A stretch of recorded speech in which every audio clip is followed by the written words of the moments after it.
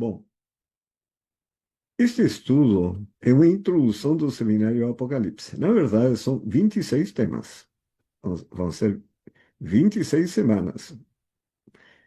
Vamos iniciar agora na sexta-feira e durante a semana você vai decidir se é no domingo ou na sexta, de maneira que as pessoas tenham possibilidade de participar.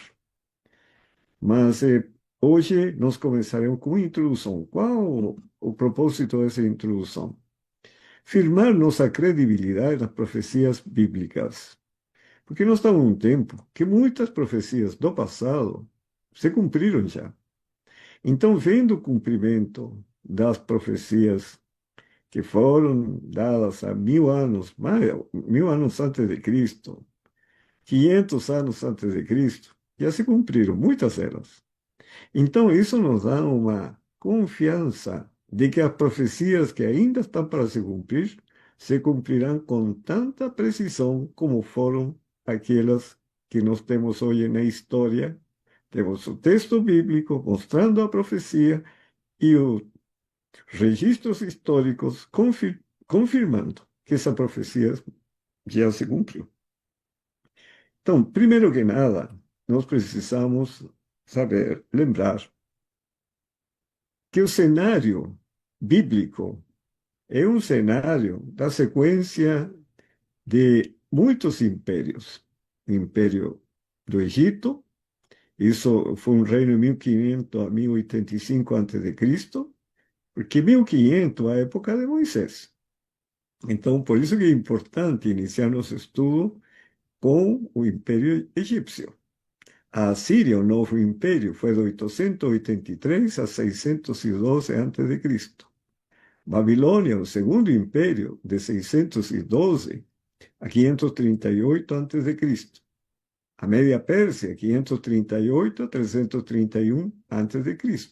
A Grécia, 331 a 168 a.C. E, finalmente, nós temos Roma, com 6 reinos ao todo, que o que mais tempo reinou, 168 a.C. a 476 depois de Cristo. Quase 700 anos de história.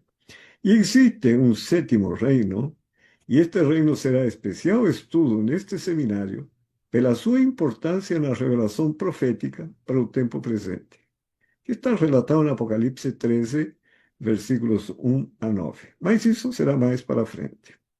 Agora, por que é importante conhecer esse cenário?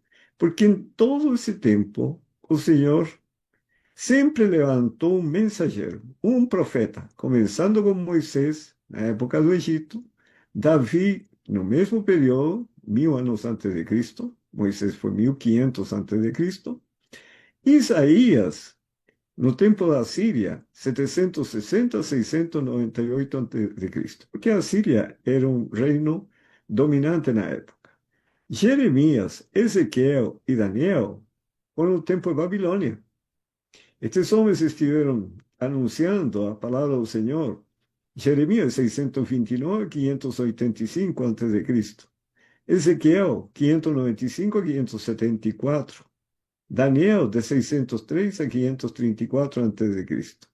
São considerados como os profetas maiores, porque são os escritos que têm mais páginas na Bíblia. E existe um grupo chamado os profetas menores, não porque seja menos importante, nem em termos de mensagem, nem em termos da experiência com Deus, mas porque eles escreveram poucas páginas na Bíblia. Aí está o caso de Jonas, Joel, Amós, Oséias, Miqueias, Naum e Sofonias, todos eles durante o Império Assírio, de 862 a.C. até Naum, que foi 703 a.C. E também nós temos as Sofonias no mesmo período, 630 a.C. Agora, Abacuque, Obadias e Ageu, no período do reinado de Babilônia, que foi de 626 a.C., a participação destes homens, até 587 a.C. Perdão, 520, o caso de Ageu. Agora, Zacarias y Malaquías fue durante el reinado de la Media Persia, de 519 a 397. Malaquías tiene una participación bien, eh, en un periodo bien corto de historia. Y finalmente, João, o discípulo amado, 95 después de Cristo, durante el Imperio de Roma. Entonces, ese es el escenario bíblico. Y por eso que está muy relacionado con esos reinos, como veremos a lo largo de ese estudio. De varias maneras, porque Deus teve que trabalhar com um povo, moldar esse povo, para poder cumprir os desígnios de Deus. E não foi fácil essa obra. Então, todos esses reinos passaram a ser instrumentos de Deus para disciplinar Israel, no tempo de cada um deles. Agora, o que é mais interessante, e sempre eu fico pensando, como o Senhor trabalha com o ser humano. Aqui você pode ver, por exemplo, nós temos manuscritos hebraicos antigos. Essa é a base de tudo.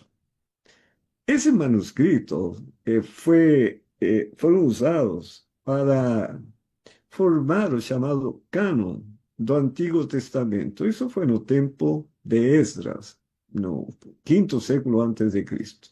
Esse era o cânon da Bíblia. Esse é o conjunto de livros da Bíblia conhecido.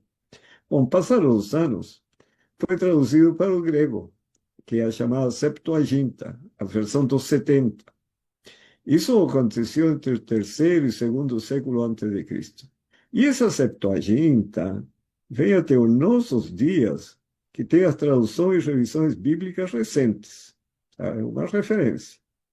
Agora, por outro lado, nós temos aqui o manuscrito do Mar Morto, que são dos terceiro século antes de Cristo, segundo século antes de Cristo, que foram descobertos esses manuscritos. E interessante que esses manuscritos, eles não acrescentaram nada, nem tiraram nada do que já existia, simplesmente complementaram.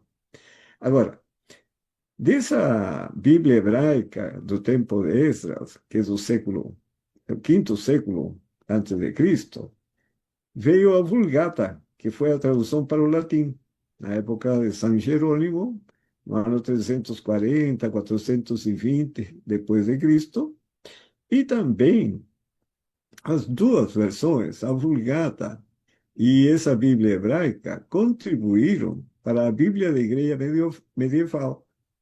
E aí passou por várias etapas, foi impressa por Gutenberg no século XV, posteriormente oficializada pela Igreja Católica no Concílio de Trento, em 1545, 1563, que incorporou também os livros deuterocanônicos, que são 7 livros que foram acrescentados. E aí vem a edição Sistina e Sisto Clementina, até recentemente traduções católicas. Mas, se você considera um caminho completamente diferente, o outro pegou os originais, a Bíblia, o cânon sagrado da época de Esdras, simplesmente traduziu para o grego. Outras pessoas, em um tempo muito diferente, traduziram para o latim e também se utilizaram dos escritos hebraicos e chegaram, através de várias intervenções, aos manuscritos que não têm nada diferente do que está no outro. Pessoas diferentes, em épocas diferentes, que não tiveram nenhum consenso em comum para poder chegar ao resultado final. E assim nós vamos vendo outro caminho. Essa Bíblia, ou esse cânon sagrado da época de Esdras, do quinto século antes de Cristo, aí veio a Bíblia hebraica, o cânon confirmado no Concílio de Jamnion, foi por volta do ano 90, 118 depois de Cristo. Aí esses manuscritos foram usados pela escola de Tiberíades. Aí vem a escola de Ben Asher. Aí veio Moisés Ben Asher pai, 895, e um dos manuscritos que se achou é o Códice de Cairo, justamente que tem essa procedência. E aí vem várias etapas. Esta tem a de Jacob Ben Shaim, 1525, manuscritos que foram encontrados. Em 1661, 1667, o texto de Amsterdã, e assim foram fazendo correções, adaptações, o idioma, etc. Aí tem em 1795 a revisão de Van der Hoek, e em 1852, revisão de Letteris, finalmente chega o texto das sociedades bíblicas. E se vocês comparam texto com texto, pelos outros caminhos, chegam ao mesmo resultado. É algo impressionante. Pessoas que não se conheceram, viveram em épocas diferentes, e se chega ao mesmo ponto. Por que isso? Porque existe um Deus que cuida a palavra de Deus.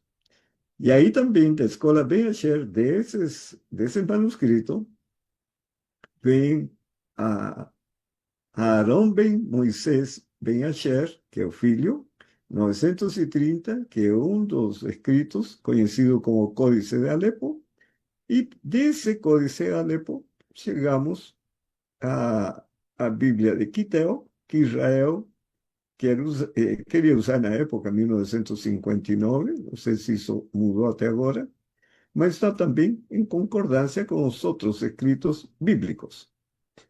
E aí temos, por último, os manuscritos Mar Morto, que foram descobertos terceiro século antes de Cristo, ao segundo século, e foram descobertos em 1947, mas eles não contradizem nada do que os outros homens fizeram.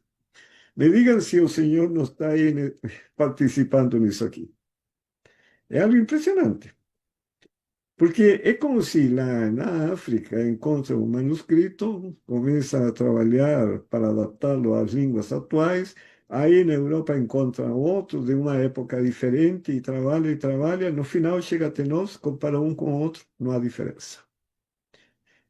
Deus está vivo e cuida da sua palavra. Por quê? Porque pela palavra alcançamos o conhecimento de Deus e conhecemos o caminho que nos conduz para o céu.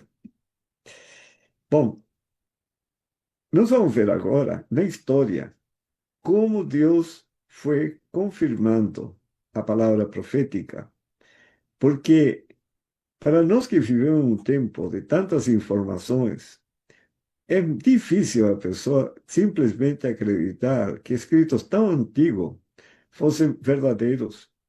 Mas aí o Senhor deu profecias que já se cumpriram. Por exemplo, nós temos o sonho de Nabucodonosor, rei da Babilônia, aproximadamente no ano 603 a.C. Está relatado no livro de Daniel, capítulo 2, versículo 1 a 47. Eu sugeriria que lessem todo esse capítulo, porque aí relata o sonho e relata a interpretação. E o que sonhou o rei? Uma estátua que tinha a cabeça de ouro, os braços, o peito de prata, os quadris de bronze, as pernas de ferro e os pés de ferro e barro. E na visão que teve no sonho do rei, viu uma pedra que feriu a estátua nos pés, esmiuçou a estátua completa, e a pedra se transformou em uma montanha que encheu toda a terra. O rei ficou perturbado, chamou todos os sábios, magos, etc., para lhe interpretar o sonho. Só que eles, infelizmente, não tinham a visão celestial para explicar esse sonho. E aí entra em cena o profeta Daniel, um judeu levado cativo para a Babilônia, e lá ele se destacou, e o rei o manda chamar para que ele interprete o sonho. Bom, aqui veio um ponto que para mim é surpreendente. Se você lê, isto aqui é da época de 603 a.C. Isso está relatado na história. Aí que Daniel entra em cena. E ele fala deste rei Nabucodonosor e fala do sonho e que isso aconteceu na Babilônia. Bom, mas em 1806, e veja que aqui está falando de 600 anos antes de Cristo, hein? E agora, em 1806 da nossa era, Este señor Claudius James Rich confirmó a través de un extenso relatorio científico que as ruínas encontradas en las colinas de Babil eran, na verdade, a antiga cidade da Babilônia. Em 1806 se descobriu isso. Tá? E só em 1899, este outro senhor, Robert Caldewey, escavando nas ruínas de Babil, encontrou centenas de tijolos, de paredes, muros e do próprio templo de Sagil que traziam o nome do rei Nabucodonosor como mandatário daquelas grandes construções.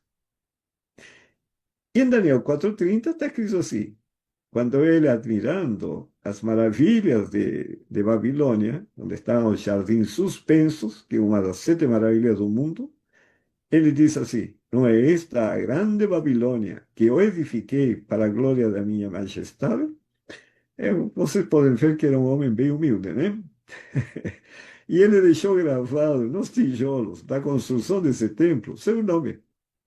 Quer dizer, os pioneiros da mensagem do Advento, eles pregavam de Babilônia e também de Nabucodonosor. Isso em volta de 1844. Mas a existência de Nabucodonosor, historicamente, foi comprovada em 1899. Até aí, estava escrito na Bíblia, mas a credibilidade em que isso era verdade era algo assim, que só Deus para convencer a pessoa, porque não havia nenhuma evidência de que Nabucodonosor tivesse sido o rei de Babilônia em tal época e que ele foi o autor da construção de tudo isso. Você percebe como Deus trabalha com o ser humano para que ele possa acreditar e ser salvo e desfrutar da glória do céu? E o sonho foi esse. E aqui vem Daniel e explica o sonho. Primeiro, a cabeça de ouro, Daniel le está explicando. Por isso, eu sugiro ler capítulo 2 de Daniel, do versículo 1 em diante. Babilônia, hoje, pela arqueologia, pelos estudos históricos, reinou de 612 a 538 a.C. Mas o Senhor diz, no próprio sonho, que depois desse reino viria um segundo reino, inferior ao primeiro. O primeiro era representado pelo ouro, o segundo era pela prata, já era inferior. Mas quem olhava para Babilônia, Babilônia era essa maravilha. Quem poderia imaginar que este reino poderia passar? Era dominável no mundo e que viria um segundo reino. Mas, e aqui temos Babilônia, era tudo extraordinário. Mas, o que aconteceu com Babilônia?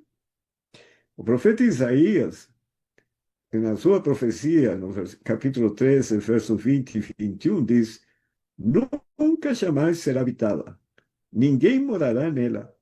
O arábio não armará ali a sua tenda, nem tampouco os pastores farão ali deitar os seus rebanhos.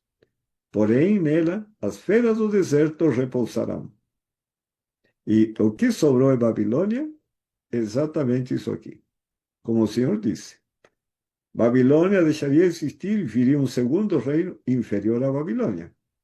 Após 2.500 anos, os árabes, com seus animais e tendas, ainda existem, mas recusam a usar as ruínas de Babilônia como abrigo. Interessante, né? E aí veio o segundo reino, depois de Babilônia, a Média Pérsia.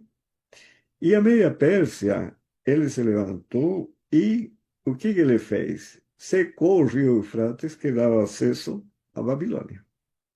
E assim entrou o exército e tomaram Babilônia.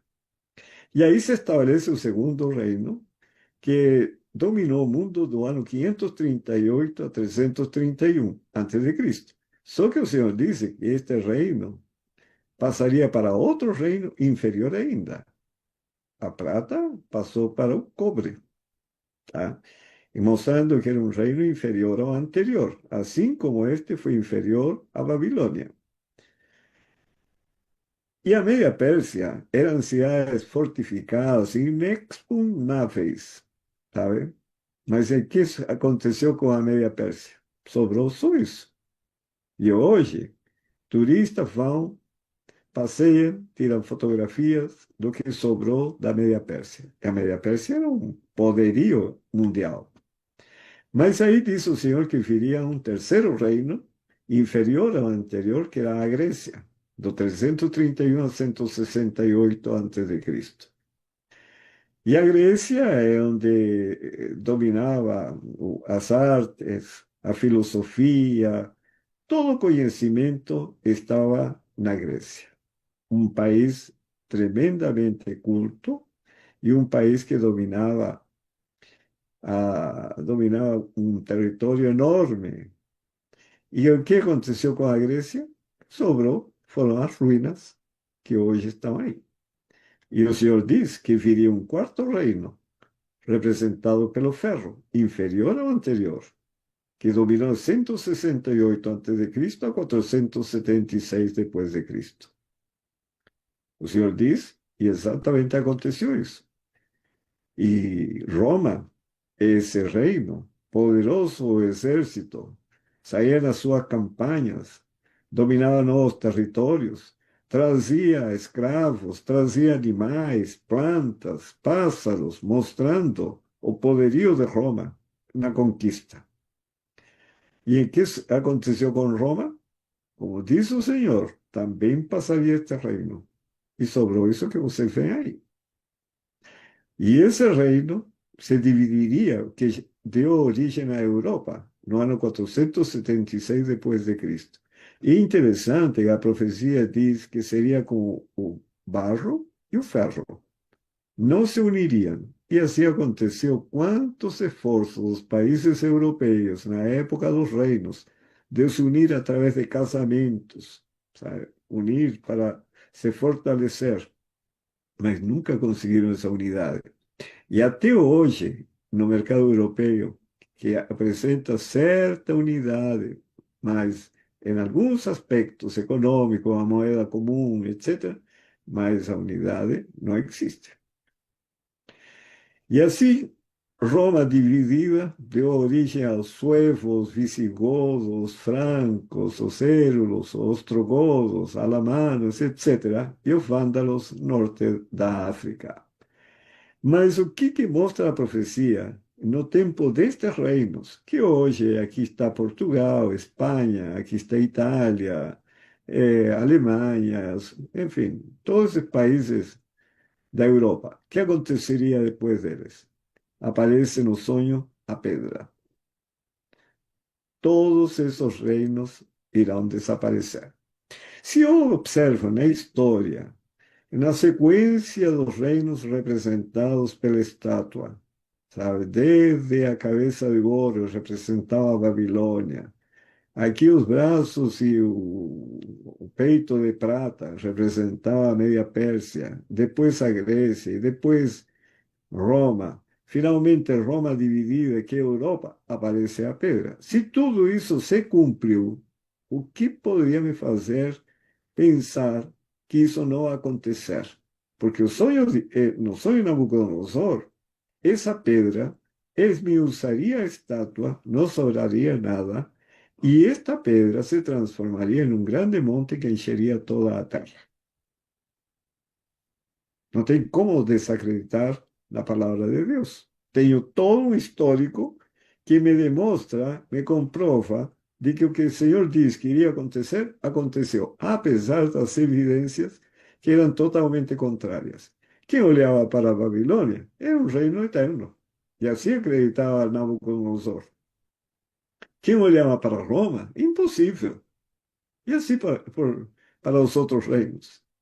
Agora, veja o que diz aqui Daniel, capítulo 2, versículo 36. Este é o sonho, e também a sua interpretação diremos ao rei. E então o rei Nabucodonosor, depois de receber toda a interpretação, se inclinou e se prostrou rosto em terra perante Daniel. Disse o rei a Daniel: certamente o vosso Deus é o Deus dos deuses, e o Senhor dos reis, e o revelador de mistérios, pues pudiste revelar este misterio. Esse homem era um pagão, adorador de Deus e etc. Mas ele não teve como contradizer a revelação que Daniel lhe deu. E isso que ele não viu cumprimento. Então o rei engrandeceu a Daniel e o pôs por governador de toda a província da Babilônia, como também o fez chefe supremo de todos os sábios da Babilônia. E assim Daniel foi exaltado. Mas, o que acontece com o rei depois? O rei Nabucodonosor fez uma imagem de ouro que tinha 60 côvados de altura, quer dizer, 30 metros de altura, aproximadamente, côvado quase meio metro, e 6 de largura, uns 3 metros. Levantou no campo de Dura, na província de Babilônia.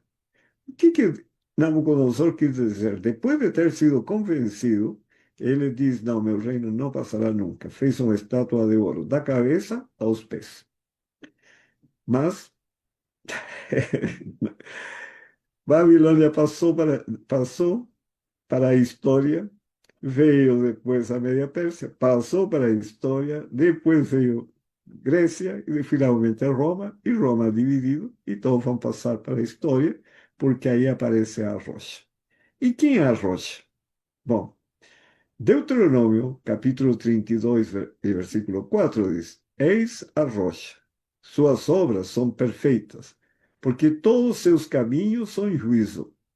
Deus é fidelidade, e não há nele injustiça. É justo e reto. Quem é a rocha? Deus.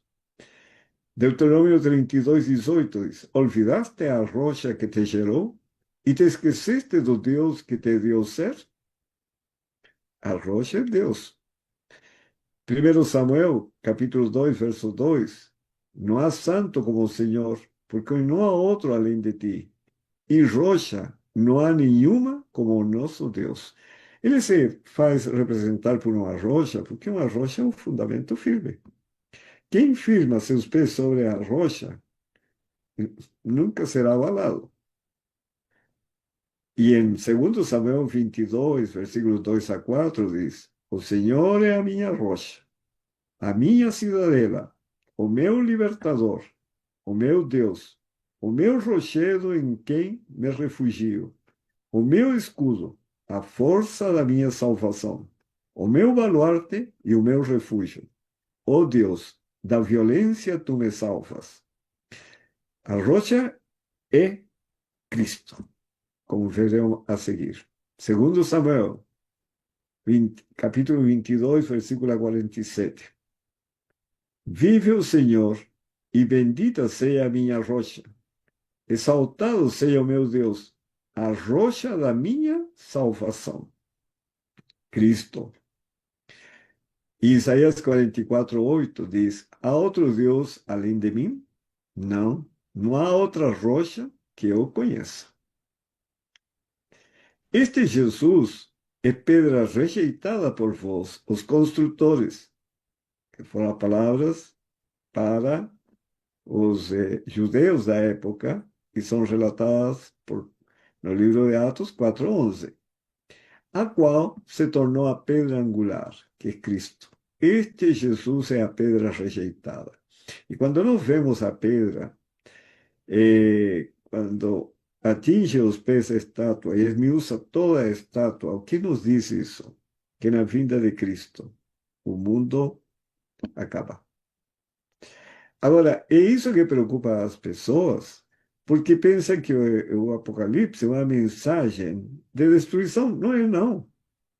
É um convite para as pessoas aceitarem a salvação e aceitarem a vida eterna e aceitarem uma vida eterna sem dor, sem sofrimento, sem morte, sem perda da saúde, mas uma vida de paz, de justiça, de muita alegria no céu. Uma vida eterna, onde não se envelhece, não se adoece, não existem as perturbações desse planeta Terra. É isso que o Apocalipse nos mostra. O foco não é a destruição do mundo, sabe? Porque Deus está confiando as pessoas para não morrer, é para serem salvas. y ser elevadas por el cielo.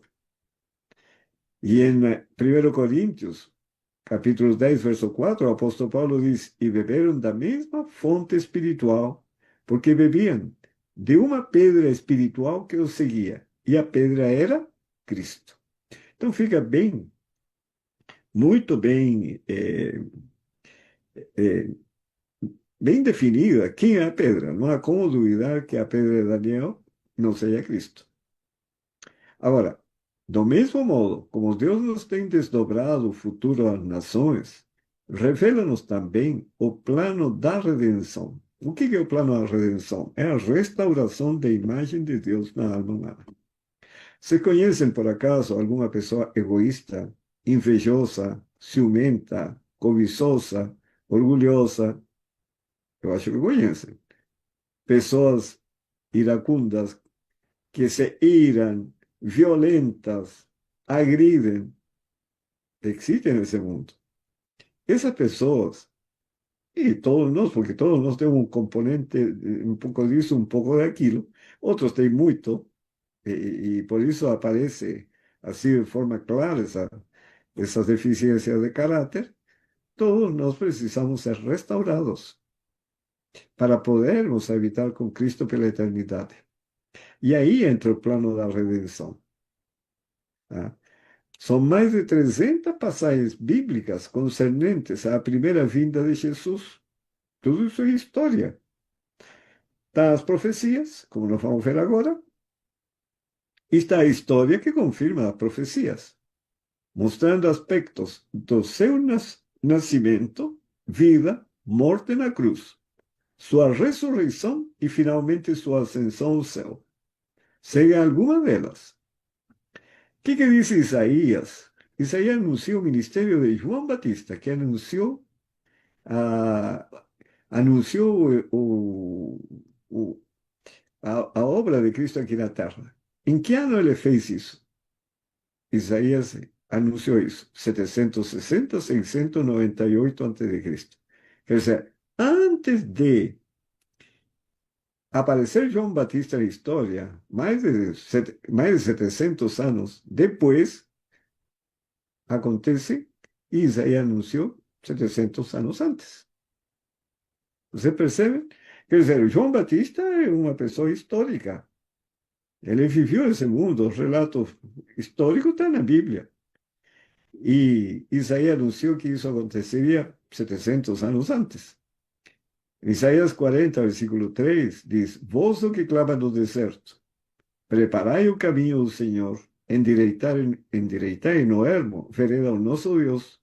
Isso foi anunciado com 700 anos antes.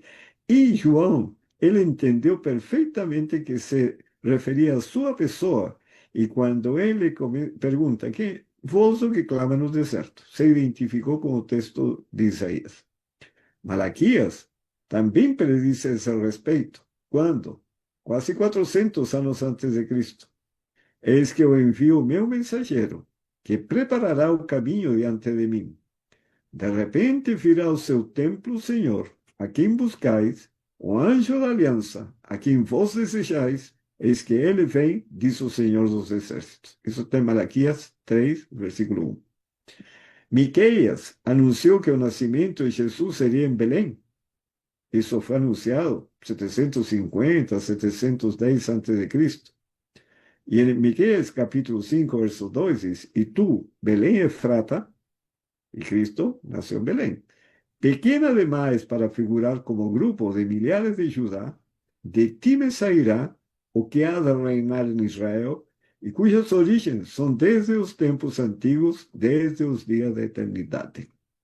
Você percebe como Deus prepara o terreno para que todas as gerações futuras, próximas à vinda de Cristo, pudessem acreditar nas profecias que ainda estão para se cumprir, que é o que nós vamos estudar aqui no Apocalipse.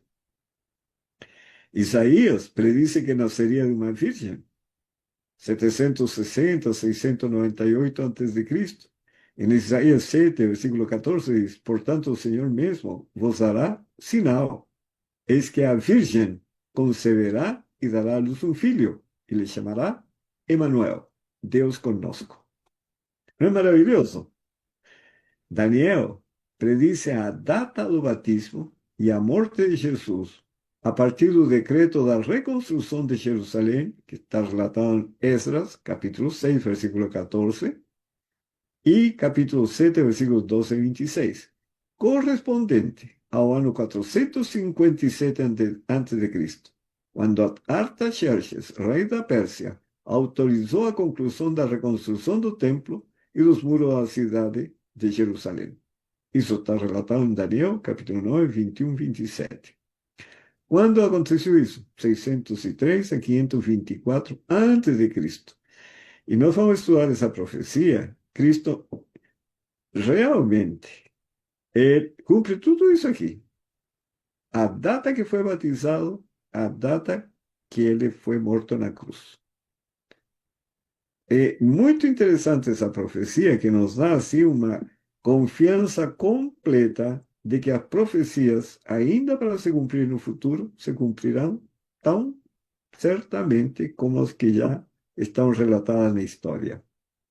Zacarias predice que Jesus entraria em Jerusalém montado num jumento.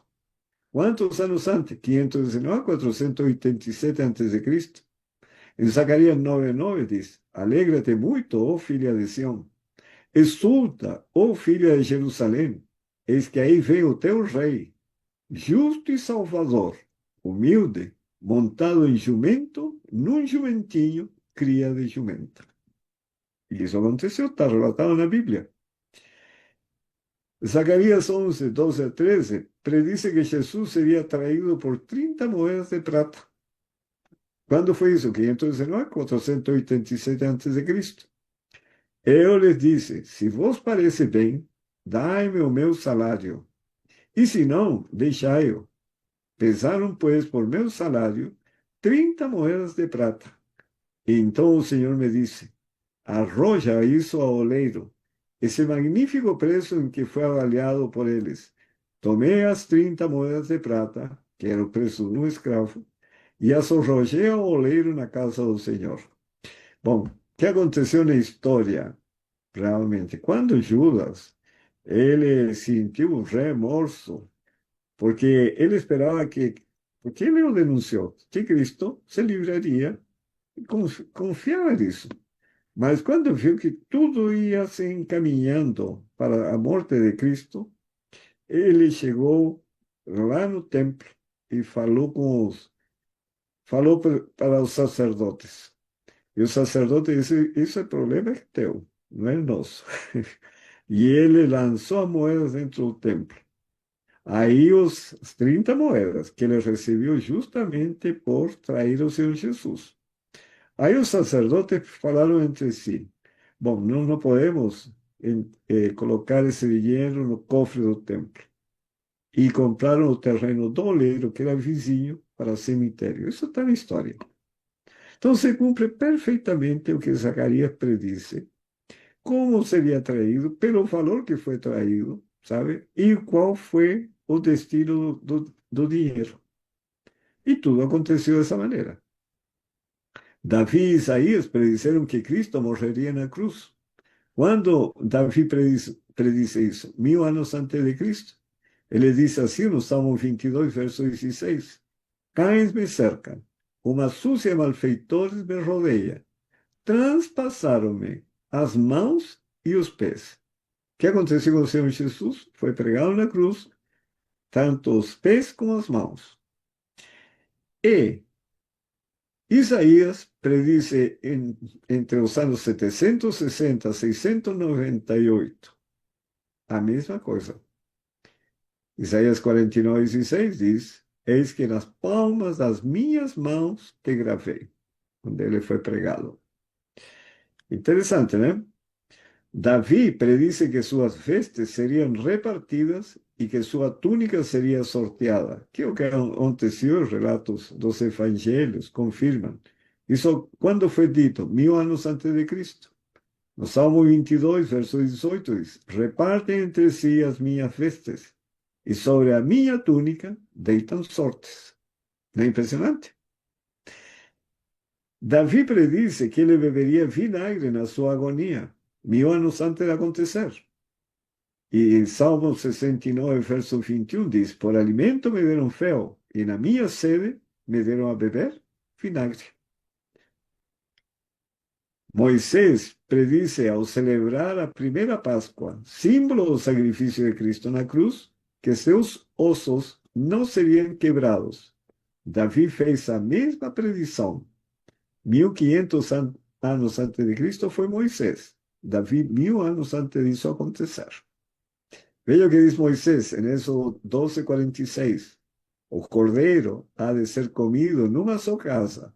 Da sua carne não lhe fareis fora da casa, nem lhe quebrareis nenhum osso. O que aconteceu com Cristo? Foi crucificado, já era a hora para entrar no dia de sábado, os judeus queriam tirar o corpo de aí, e esperavam que ele estivesse vivo.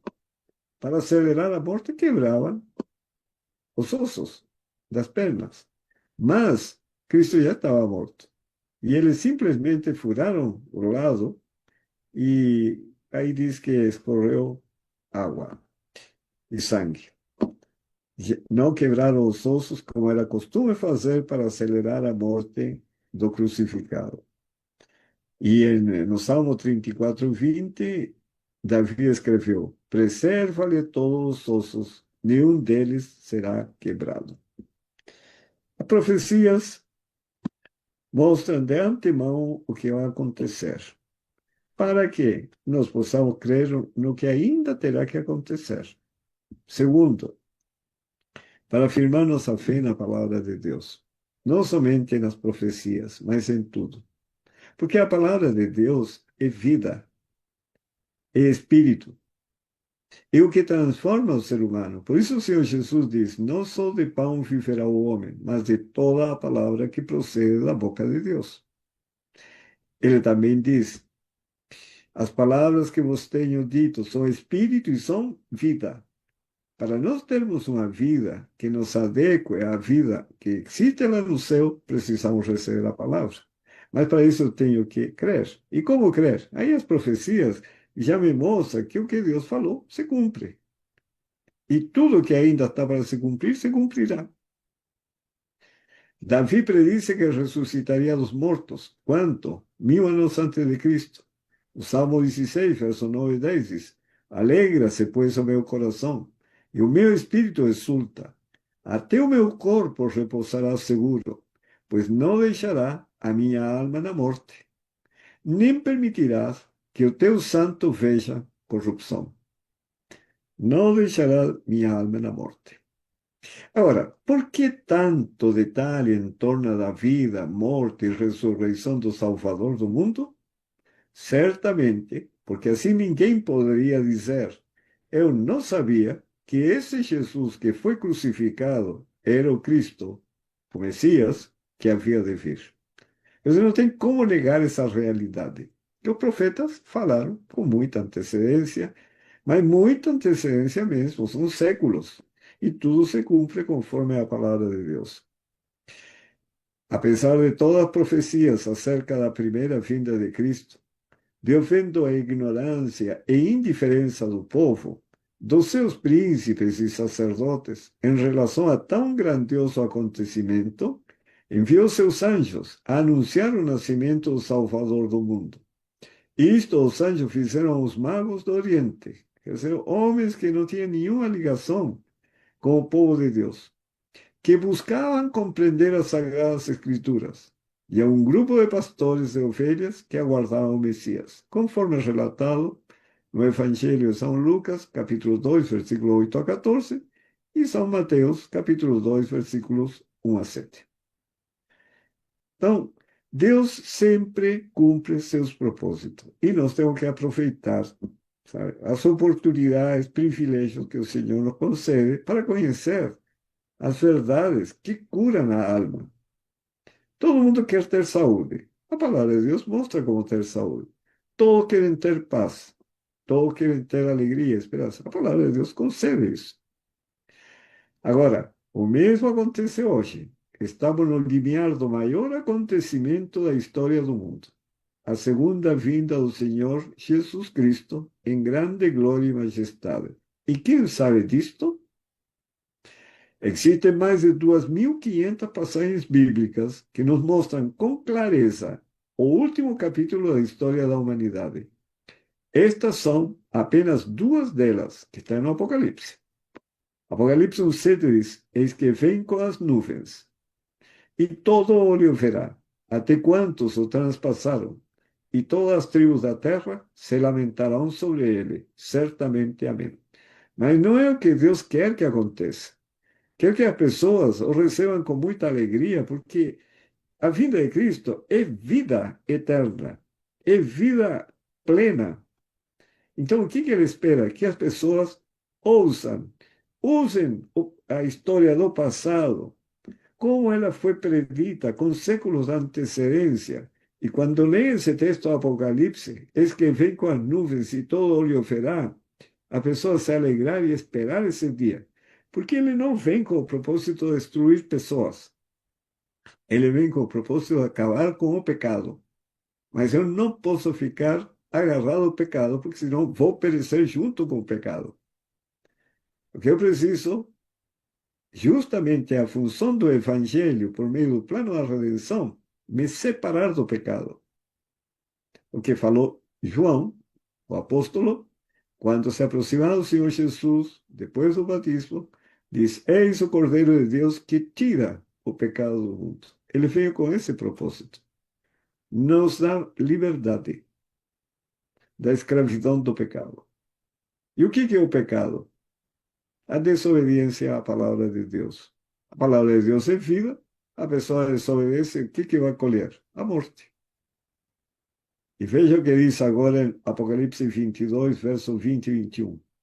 Aquele que dá testemunho destas coisas diz: certamente venho, sem demora. Amém. Vem, Senhor Jesus. A graça ao Senhor Jesus seja com todos.